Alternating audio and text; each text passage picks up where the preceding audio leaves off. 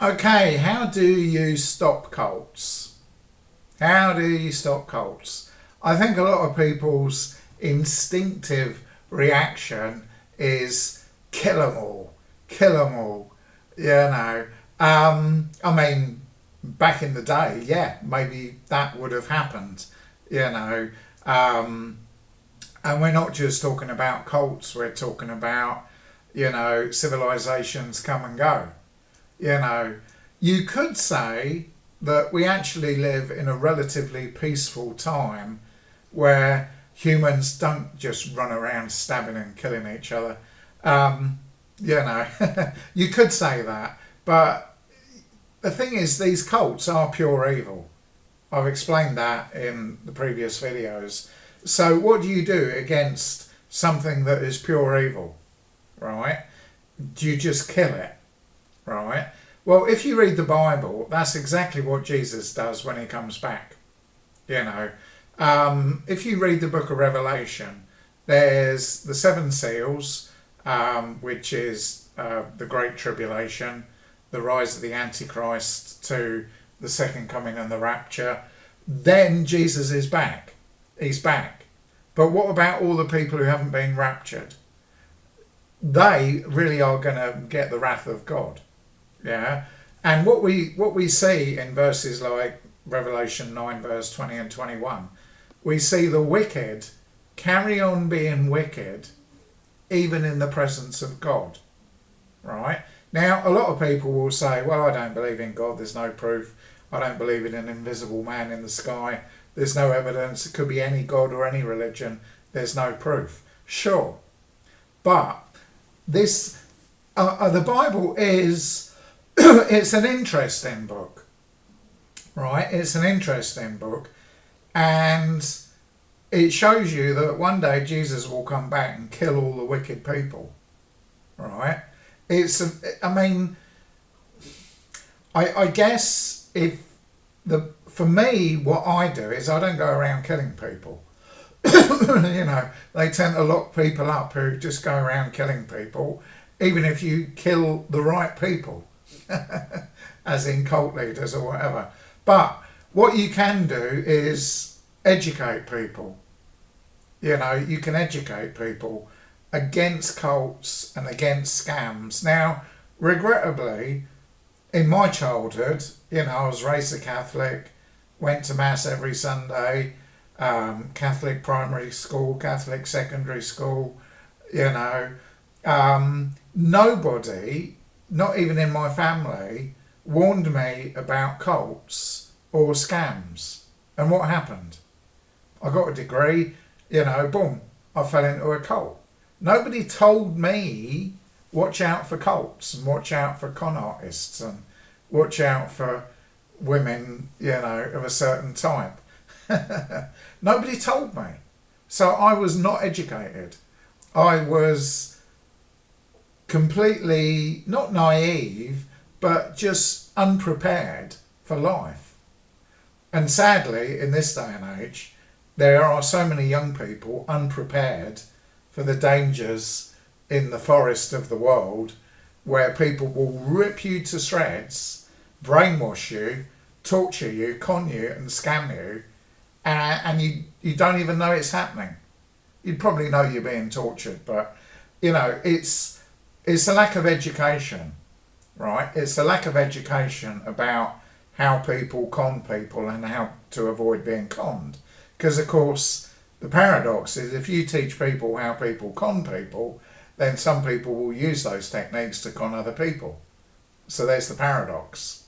But what I would say is there is a limited way of people deceiving people and conning people. And the Bible teaches you all this stuff anyway. So if you say, well, I'm not going to prepare people against the schemes of the devil, well, the Bible, I mean, isn't it ironic that the Bible, that there is no proof of any kind of God, teaches you how to con people or how to avoid being conned, and yet some people would say, well, the Bible's the biggest con of all. Anyway, so it's the snake that eats its own tail.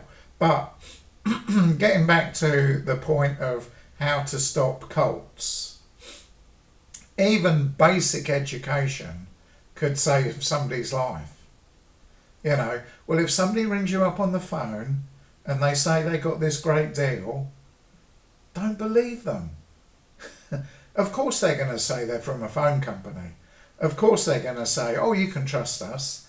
One of the ways people got conned and still getting conned is when people say, we need to confirm your details. They don't know you. They might not even know your name. When you actually analyse the conversation that scammers use to con hundreds of thousands, I mean, I've heard of people who've had their whole pension stolen by a 10-minute conversation on a phone. And when you think about it from the scammer's point of view, if they can do a 10 or 20-minute conversation and scam $100,000 out of some pensioner, of course they're going to keep doing it, because the law is powerless to stop them, because they live in Asia somewhere. So somebody in Asia can ring somebody in America, steal millions of them, the bank will do nothing, the law will do nothing, and everybody is completely powerless to stop these criminals because they operate internationally. And their governments are so corrupt that the scammers give money to the governments to turn a blind eye. It's like, God, it really is Mission Impossible, There's a line in a movie, I think it was Mission Impossible 2, I think it's Anthony Hopkins, where he's talking to Tom Cruise, and Tom Cruise says, oh, this would be really difficult. And Anthony Hopkins says, well, this isn't mission difficult, this should be a walk in a park. This is Mission Impossible. I've probably butchered that quote, but you get the idea. When you're up against criminals that are government level criminals, I mean, in America, there was a guy, was it Mitt Romney, a Mormon? If he'd become president, he would, I mean, God, America is completely corrupted anyway by Trump. But imagine if America was controlled by Mormons and they just picked other Mormons and put them into positions of power like the MAGA cult is doing.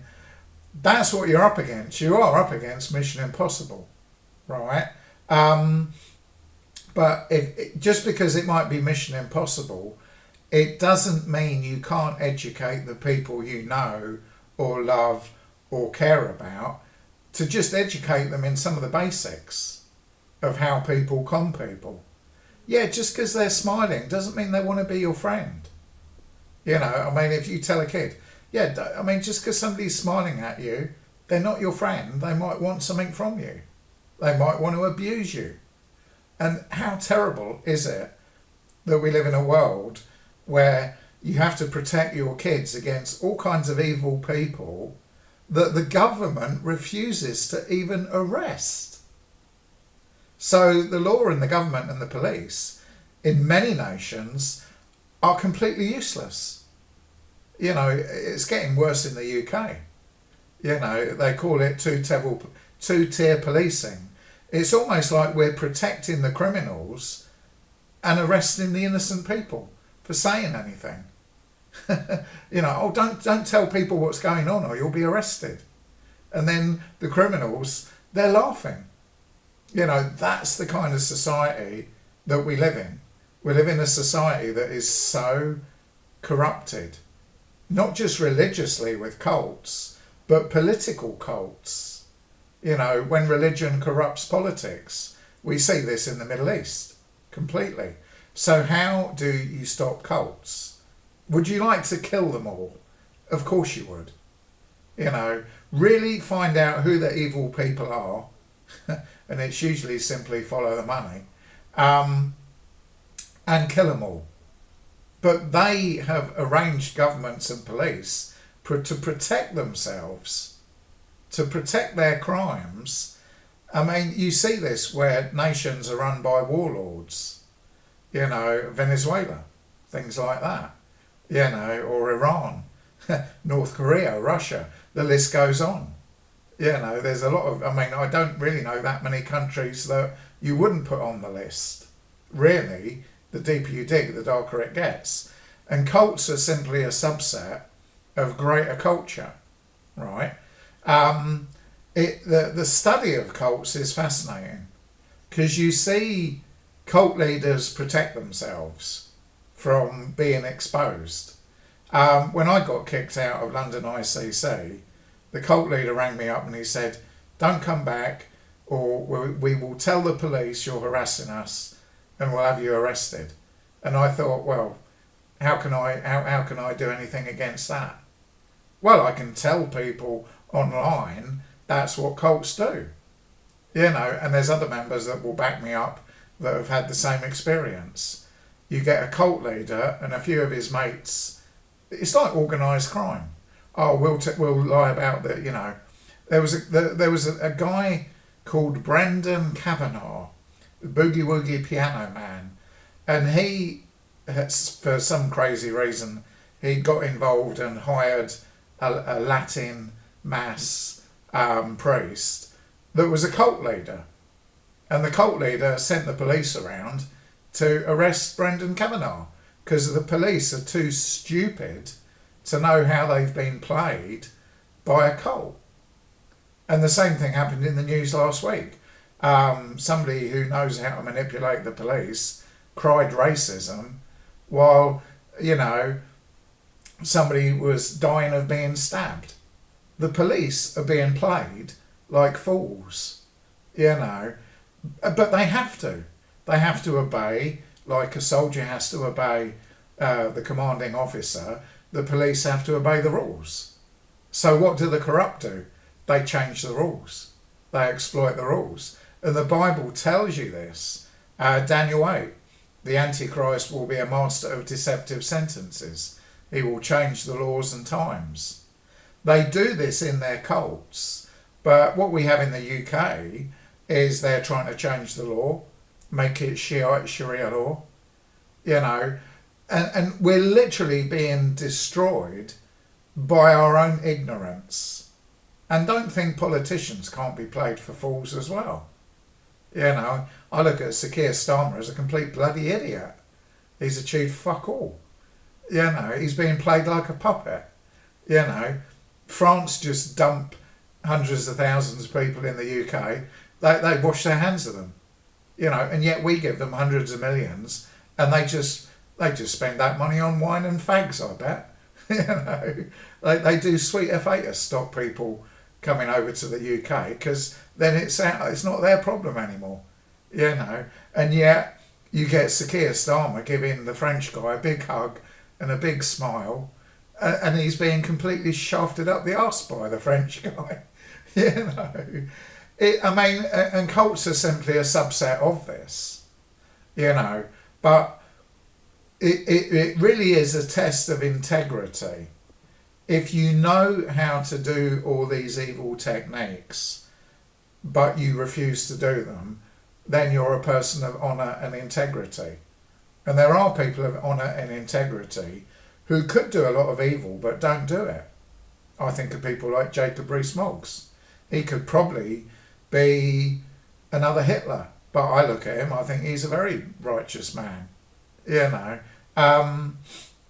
But it is about educating people.